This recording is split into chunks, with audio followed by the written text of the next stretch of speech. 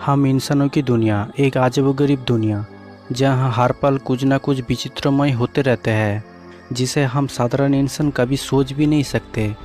पर ऐसी रहस्य या आविष्कार विज्ञान दुनिया के सामने लाते हैं, जिसके बदौलत आज हम विज्ञान के टेक्निक के ऊपर जी रहा है। पर हम इंसानों की एक आदत है जो हमेशा से चलती आ रहा है, और वो है हमारी सोच, जो हर पल एक नई खोज में लेके जाते हैं। परंतु इसी सोच में कई वैज्ञानिकों के पूरी जीवन काल बीत जाता है, फिर बाद में दूसरी वैज्ञानिकों ने उनके सोच को आगे बढ़ाते हैं।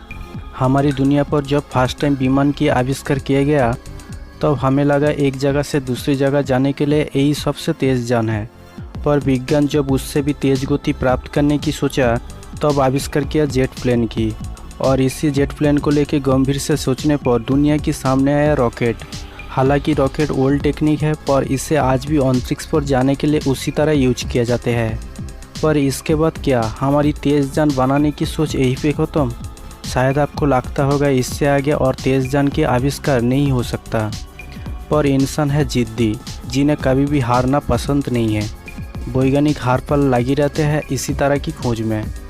हम जानते हैं इस पूरी ब्रह्मांड में कोई अगर सबसे ज़्यादा स्पीड हासिल कर सकते हैं, वो है लाइट, जो पर सेकंड में 3 लाख किलोमीटर की गति प्राप्त करते हैं। लेकिन थ्योरी के अनुसार कोई भी चीज़ या वस्तु जिसके पास मास है, वो कभी भी लाइट के स्पीड हासिल नहीं कर सकते हैं। जो कि लाइट के पार्टिकल्स फोटोन है, उसके पास कोई मास नहीं होता है। तो सवाल है, हम कैसे लाइट के स्पीड से भी तेज़ गति के प्राप्त कर सके? वैज्ञानिकों के थ्योरी के अनुसार हम केवल लाइट के स्पीड ही नहीं, बल्कि लाइट के स्पीड से भी तेज़ गति के प्राप्त कर सकते हैं। ब्रह्मांड में आज तक हमने अरबों खरब ग्रहों को खोजा। उनमें से कई सारे ग्रह हैबिटेबल जोन में आते हैं। इन ग्रहों पर जाने के लिए अभी तक हमारे पास कोई भी ऐसा टेक्निक नहीं है जिसमें पर्याप्त फ्यूल में वहां जल्दी पहुंच सके। अगर हम कोई भी ऐसी जान बना लेते हैं जो लाइट का स्पीड में चलती हो, तो भी उसमें जाने के लिए जितनी फ्यूल यानी एनर्जी की ज़रूरत पड़ेगी, आप सोच भी नहीं सकते, और ये कभी भी संभव नहीं है। तो बात है लाइट के स्पीड से भी तेज़ गति में कैसे ट्रैवल करे। ऐसे में आइंस्टाइन भी उनके जनरल थ्योरी ऑफ रिलेटिविटी में लाइट के स्पीड को सबसे तेज़ माना है। पर वैज्ञानिक मिगेल एल्किबोरी के माने तो थ्योरी के अनुसार ऐसा हो सकता है। उन्होंने इसे वार्प ड्राइव नाम रखा है। यहाँ पे वार्प ड्राइव कुछ इस तरह से काम करेगा, जो आप कुछ ही दिन या महीनों में ब्रह्मांड में कई स्टार प्लैनेट पर ट्रैवल कर सकती हो।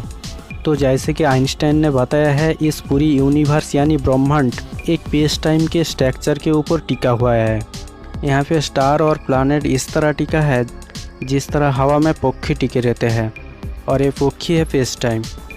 उसी तरह स्पीड और एनर्जी से वार्प ड्राइव यहाँ पे एक लहर की तरह चलेगी, जिसे ये होगा अपने आप स्टार प्लैनेट जो दूर में है वो फेज शिफ्ट के सामने आने लगेगी।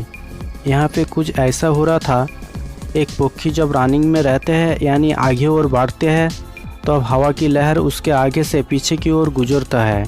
और अगर वो पक्षी रनिंग में नहीं रहता है यानी एक जगह में स्टैंड रहता है, तो भी उसके सामने से हवा की लहर पीछे की ओर गुजरने लगेगी, यानी दूर की चीज़ उसके सामने आने लगेगी।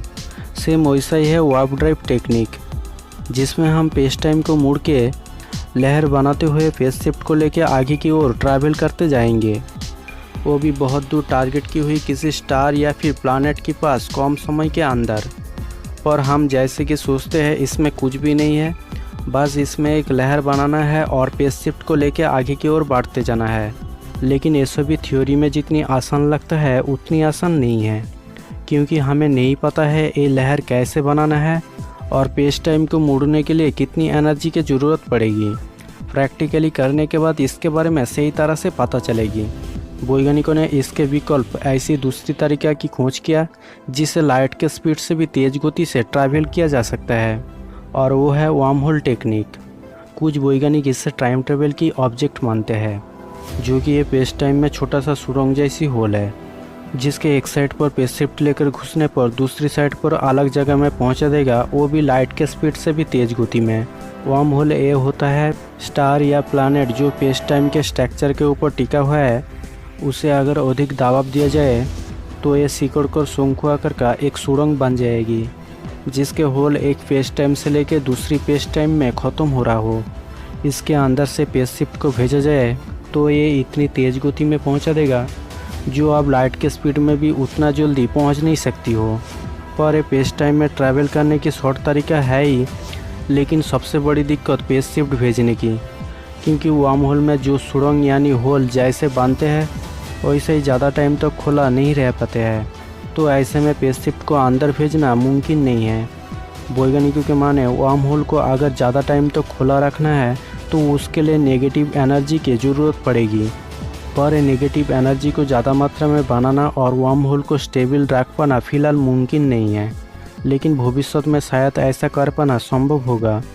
वार्म होल की बात लाइट के स्पीड से भी तेज़ गति में ट्रैवल करने के लिए वैज्ञानिकों ने एक ऐसी सोच खोज निकाला जिसे आपको सुनने और देखने में अजीब लगेगी, क्योंकि इस नई तरीका पे वैज्ञानिकों ने ब्लैक होल के जरिए स्पेसशिप को कंट्रोल करके ब्रह्मांड में ट्रैवल करने की सोचा। इस टेक्निक में वैज्ञानिक सबसे पहले एक छोटी ब्लैक होल को बनाने वाले हैं जो कि ये स्पेसशिप के पीछे लगा रहेगी। ये ब्लैक होल इतना छोटा होगा जो इसके आकार 10⁻⁻18 एम होगा। इतनी छोटी सी ब्लैक होल में भी मास और एनर्जी इतना ज़्यादा होती है जो आप सोच भी नहीं सकते। इसके मास करीब 610 लाख टन की बराबर होगा और इसके एनर्जी इतना ज़्यादा होगा जो मात्र 8 से 10 दिनों में ही लाइट के 15 से 25% स्पीड को हासिल करके सफ़र में आगे बढ़ जाएगी। अगर हम ऐसी एक ब्लैक होल बना लेते हैं तो ये स्पेसशिप 3 लाख साल तक यूनिवर्स पर सफ़र कर सकती है। पर इसमें भी एक कंडीशन है, जो कि हम जानते हैं ब्लैक होल में ज़्यादा मात्रा में रेडिएशन फैलता है। तो वैज्ञानिकों ने कैसे और किस तरह से इस रेडिएशन से स्पेसशिप को एक्सलेट करेंगे, ये फिजिक्स हमारी सोच से बाहर है। थ्योरी में ये सभी आइडिया यानी सोच जितनी आसान है लाइट के स्पीड से भी तेज़ गति में ट्रैवल करने की, उससे कई गुना ज़्यादा टफ है प्रैक्टिकली कर दिखाने की। पर जैसे कि हम जानते हैं इंसान होता है जिद्दी, जिन्होंने कोई भी काम नामुमकिन को मुमकिन कर सकता है, तो हम आज नहीं तो कल ज़रूर इस आइडिया को मुमकिन कर पाएंगे। और अगर ऐसा होता है तो हम कई दिन या महीनों में ब्रह्मांड में कई जगह में सैर कर पाएंगे और इसी सिलसिले में हम कोई भी हैबिटेबल ग्रह में जाके रह सकते हैं या फिर परग्रह सभ्यता यानी एलियन के साथ मिल पाएंगे और तभी ब्रह्मांड होगी मानव सभ्यता की मुट्ठी में। तो दोस्तों, अगर ये वीडियो आपको बाकी में पसंद आया हो तो लाइक, दोस्तों के साथ शेयर कीजिए और चैनल को सब्सक्राइब करना ना भूलें, क्योंकि हम लाते हैं हर एपिसोड में साइंस और एजुकेशन रिलेटेड इंटरेस्टिंग फैक्ट। तो जय हिंद, आपके दोस्त शिव प्रसाद।